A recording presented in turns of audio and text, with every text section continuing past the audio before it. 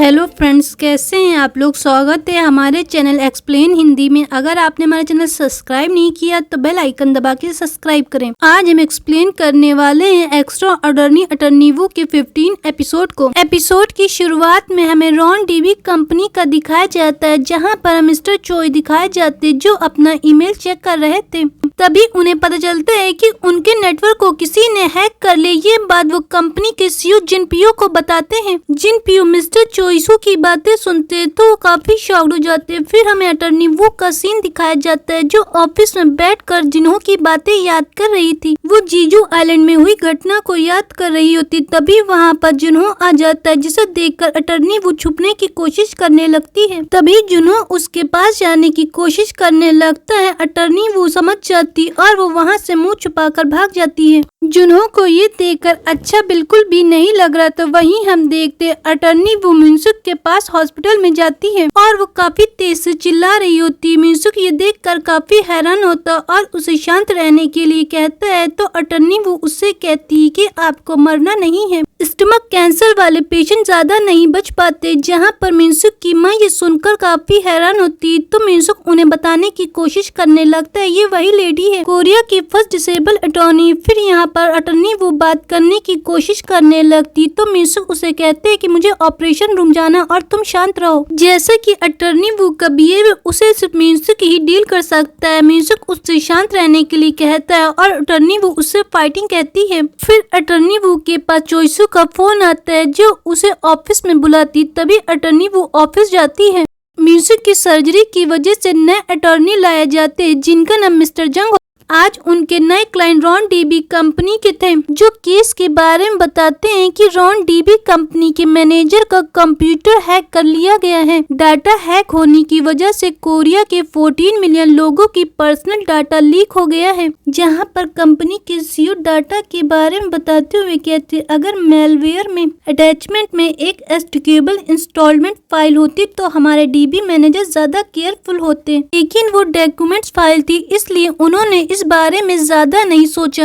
तभी मिनवू कहता है मैं जानता हूँ मेलवेयर वर्ल्ड फाइल से अलग हो सकता है। तो क्लाइंट कहता है हो सकता है ये मेलवेयर ही था, जो एक विशेष रूप से स्पेसिफिक टारगेट को अटैक करने के लिए बनाया गया था, इसीलिए एंटी मेलवेयर सॉफ्टवेयर से इसका पता नहीं लगाया गया था। तभी वो पूछते हैं हैकर पकड़ा गया है। तो वो लोग कहते हैं अभी तक हैकर नहीं पकड़ा गया है। फिर वो लोग कहते हैं कोरिया की कम्युनिकेशन कमीशन ने हमारे ऊपर 1300 बिलियन की पेनल्टी लगा दी है। मतलब कि कोरियाई संचार आयोग KCC ने हमारे ऊपर 1300 बिलियन की पेनल्टी लगाई है। एक तो हमारा सिस्टम हैक कर लिया गया और पर्सनल लोगों का डाटा भी लीक हुआ और हमें पेनल्टी भी देनी है। फिर वो कहते हैं जब हैकर ने हमारे डीबी मैनेजर का कंप्यूटर हैक किया था, तो डीबी के सर्वर से कनेक्ट होने वाले टर्मिनल स्क्रीन पर लॉगिन था और अभी भी लॉगिन है। अगर हैकर की नजरिए से देखें तो टर्मिनल स्क्रीन पर जाने की जरूरत नहीं थी मैनेजर के आईडी और पासवर्ड को सर्च करने के लिए। और KCC भी इस मुद्दे को उठा रहा है कि डीबी सर्वर पर एक आइडल टाइमआउट को हमने ठीक से सेट नहीं किया। जहां पर अटॉर्नी जैंग उनसे कहते हैं आइडल टाइमआउट का मतलब होता है एक सीमा पर मैक्सिमम कनेक्शन टाइम पर है। तभी क्लाइंट उसे कहता है कि हाँ सही है, एक निश्चित समय के बाद कनेक्शन ऑटोमेटिक ब्लॉक हो जाएगा, आप सर्वर से जरूरत से ज्यादा कनेक्ट नहीं कर सकते हैं। तभी वो पूछते हैं क्या डीबी सर्वर में ये सेटिंग नहीं थी। तो वो कहते हैं हमने ये सेटिंग नहीं की थी। तभी अटॉर्नी जॉन्ग कहते हैं मुझे लगता है KCC वालों ने गलती से 0 ज्यादा लगा दिए हैं। तो क्लाइंट कहते हैं कि उन्होंने नोटिस में दिया और वो ऐसे इसलिए कर सकते हैं, शायद हमारा डाटा सबसे बड़ा है, हमारे डाटा से 40 मिलियन से ज्यादा लोगों का डाटा लीक हुआ है। फिर अटॉर्नी जैंग उनसे कहते हैं आपको परेशान होने की जरूरत नहीं है,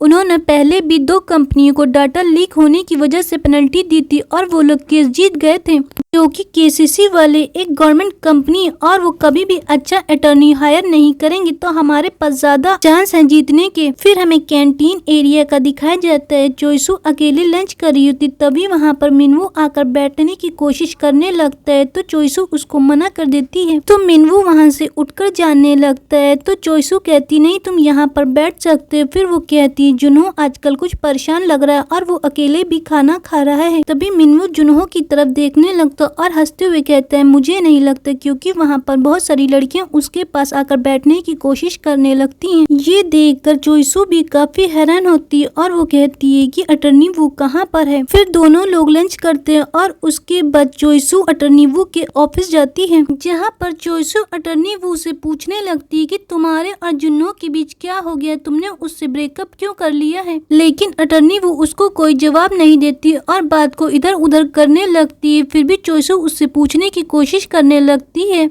तभी अटर्नी वो कहती है, काम के टाइम कभी भी पर्सनल बातें नहीं करनी चाहिए। तो चोइसू उससे कहती, अभी लंच चल रहा है। जिसके बाद अटर्नी वो टाइमर लगा के जल्दी से खाना खाती और उससे कहती कि टाइम खत्म हो गया और मुझे काम पर जाना, ये बोलकर वो फाइल लेकर वहाँ से चली जाती है। चोइसू वहीं पर बैठी रहती। फिर हम देखते अटर्नी वो सीनियर जैंग के पास जाती है और उनसे कहने लगती, मुझे नहीं लगता केसीसी कंपनी वालों ने गलती से 0 लगा दिया है। अटर्नी जैंग अटर्नी वो से काफी रूड तरीके से पूछने लगते हैं, तो इसका आंसर तुम्हें मिला कि केसीसी वालों ने ऐसा क्यों किया है। फिर वो बताती है कि केसीसी वालों ने 7 billion won personal data leak होने पर 100 मिलियन फाइन सरचेज किया है। पिछले साल 7 बिलियन पर्सनल डाटा लीक हुआ था, इसलिए उन्होंने कम सजा दी। फिर वो उन्हें एक आर्टिकल पढ़ाते हुए कहती, एक वर्ग की कार्रवाई सिस्टम शुरू करने और पनिशमेंट फाइन का विस्तार करने जैसी सजा को मजबूत करने की जरूरत है। और न्यूज में इस तरह के बहुत सारे आर्टिकल हैं जिसमें पब्लिक की राय जानी जाती है और कंपनियों को सजा दी जाती है।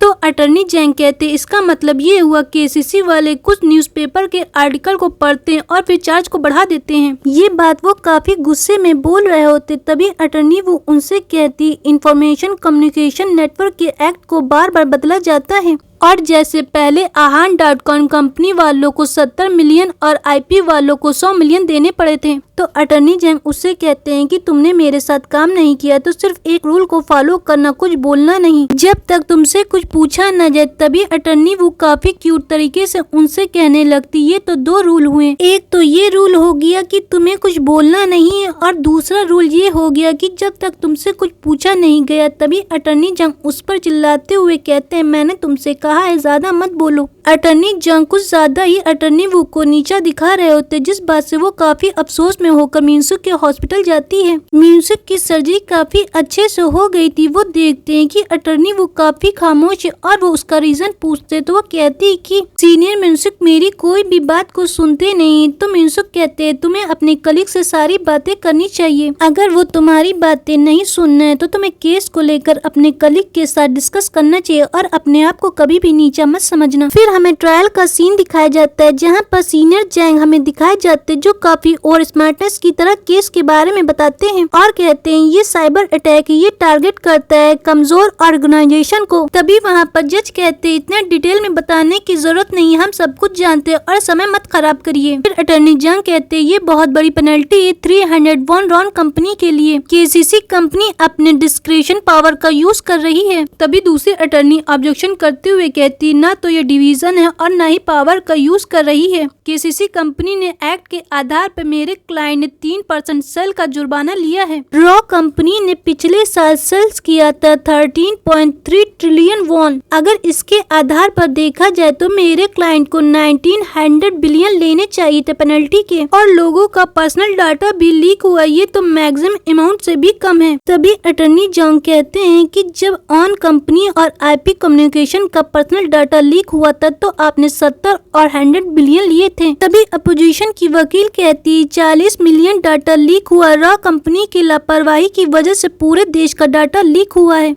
तो जज कहते हैं पूरे देश की नहीं, क्योंकि कोरिया की पॉपुलेशन 50 मिलियन है, पूरे देश का नहीं 80% कहना चाहिए। फिर वो अपनी बात को सुधारते हुए कहती 80% देश का डाटा लीक हुआ है और ये ट्रायल यहीं पे रोक दिया जाता है। फिर हम देखते हैं अटर्नी जंग काफी परेशान होते हैं, जहाँ पर वो क्लाइंट से कहते हैं अगर तुम्हारे सर्वर में idle time out data set किया गया था तो पर्सनल डाटा का उल्लंघन रोक सकता था। तभी क्लाइंट कहता है ये हैकर पर डिपेंड करता है, लेकिन हम हैकर को नहीं जानते, वो पकड़ा भी नहीं गया है। तभी अटर्नी जंग कहते हैं कि तुम तो एक्सपर्ट है, मैं तुमसे पूछता हूँ, तुम्हें गेस करना है, ये डिसाइड करेगा कि 30 मिलियन एडमिनिस्ट्रेशन फाइन है या 300 बिलियन का फाइन सरचार्ज है। तभी क्लाइंट कहता है मेरे कंप्यूटर में मेलवेयर से एक की लॉकर इंस्टॉल किया गया था। की लॉकर देख सकता है कि क्या टाइप किया जा रहा है। मिस्टर जिन के सर्वर से कनेक्ट करने के लिए अपना आईडी पासवर्ड टाइप करते थे तो वो उसे भी देख सकता है। तो चोइसू कहता है इसका मतलब आइडल टाइप सेट करने पर भी हैकिंग को नहीं रोका जा सकता था। तभी वहाँ पर रॉन ग्रुप के सीईओ आ जाते हैं और कहते हैं हमारे यूजर मेरे खिलाफ एक वर्क का मुकदमा दायर कर रहे हैं। ये एक क्लेम का मुकदमा है कि हमने पर्सनल डाटा